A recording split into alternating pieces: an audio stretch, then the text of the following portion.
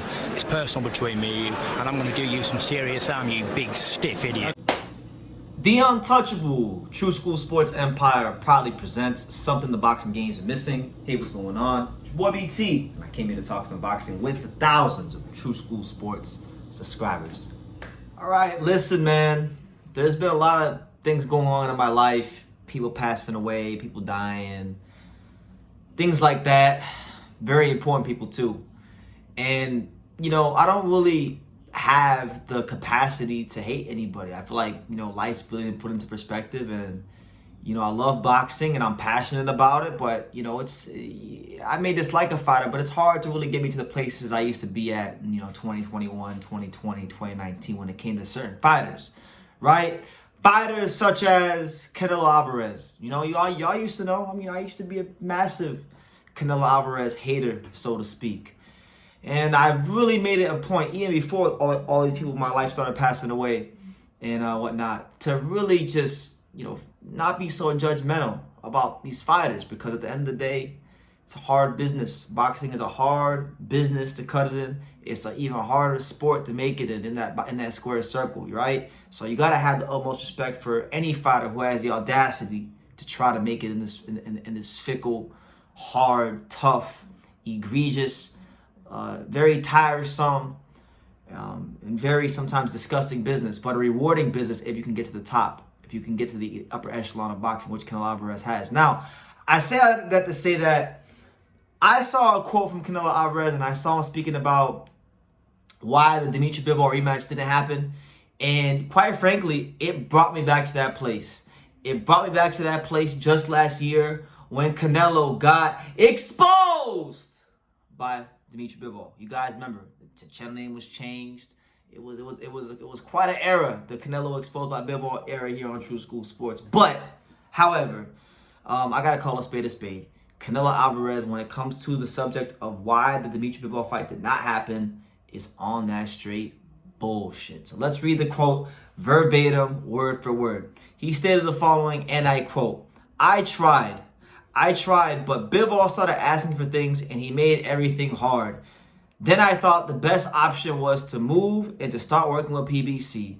I'd like to have that rematch, but right now we can't do that, end quote. Now, when you look at boxing history, okay, Canelo Alvarez is obviously in a very advantageous position, being that he makes a lot of money, has a whole country behind him, has built up quite the fan base here in the States. He's box office. He's a box office fighter. There's no denying that when it comes to what Canelo Alvarez can draw and what a Canelo Alvarez event is like. If you've ever been to a Canelo fight, you know what I'm talking about. You know, and I went to the Billy Joe Saunders fight, so I know. I mean, that was an event, right? A huge event.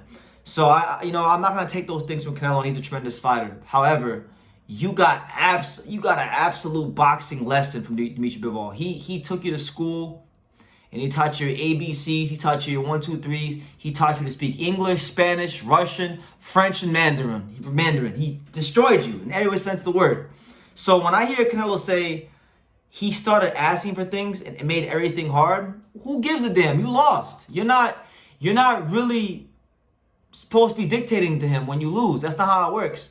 Even Oscar De La Hoya, who was a huge draw, much like Canelo was, when he lost to Floyd, guess what? Floyd was in the power position in boxing because he earned it. Now, I'm not saying that Bivol should be Floyd, but what I am saying is if you really wanted that match, like you said you did, the words that Canelo used, and I'm only using his words, not mine. The words he used was he was obsessed with the Bivol rematch. He was obsessed with beating him, right?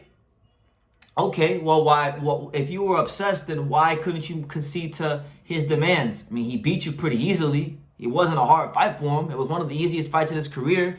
You did a lot worse against Bivol than Craig Spider Richards did. So what's the holdup?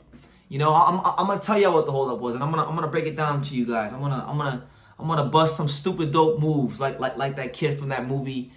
Fresh. If you ever seen that movie Fresh with Samuel L. Jackson, they had a little Puerto Rican kid. He said, I'm busting stupid dope moves. I got the stupid juice. All right? I'm gonna bust a move, and I'm gonna tell you guys what the deal is with why Canelo Alvarez didn't want to fight Bivol, and why he avoided the rematch, and why there was a perfect out for him.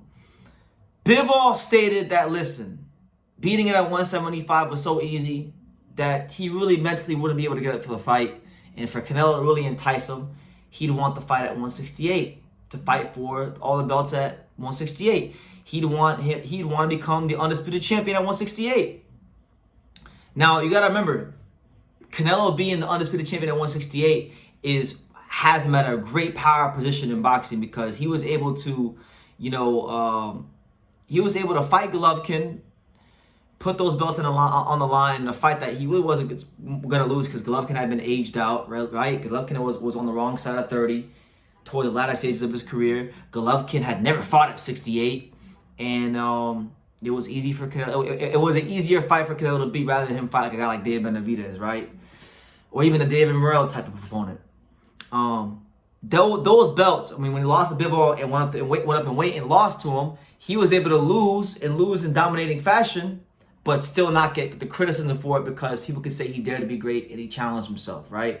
And he was able to maintain those belts at 168. So he basically did at 168 what Charlo's doing at 154. Charlo's going to 168 to fight Canelo, but if he loses, nobody's going to criticize him, and he can come back to 154 and defend the belts, and he'll still have that piece on the chessboard. So this is Canelo's ultimate piece on the chessboard. And when Bivol asked to fight for all the titles in 168, what he's hearing in his head is, oh, you want to strip me of all my power in boxing. How different would Canelo look? How different would the perspective of Canelo be if a guy like Bivol was able to not just beat him at 175, but then move down to his weight class where he's never lost and beating a whole host of undefeated champions? How bad would it look of him if Bivol moved down on 168 and beat the brakes off him there and took all of his belts? I mean, then people would really say he's washed up. People were saying he was washed up just for how he looked against John Ryder. Imagine what they would say if Bivol did to him 168, what he did to him at 175. So it's food for thought. And look, I don't have any vitriol or hatred for Canelo or any fighter, but I gotta call it out. Canelo Alvarez just didn't want to fight him because he didn't want that smoke. That's just the reality. He wasn't willing to make the concessions and humble himself, and his ego got in the way.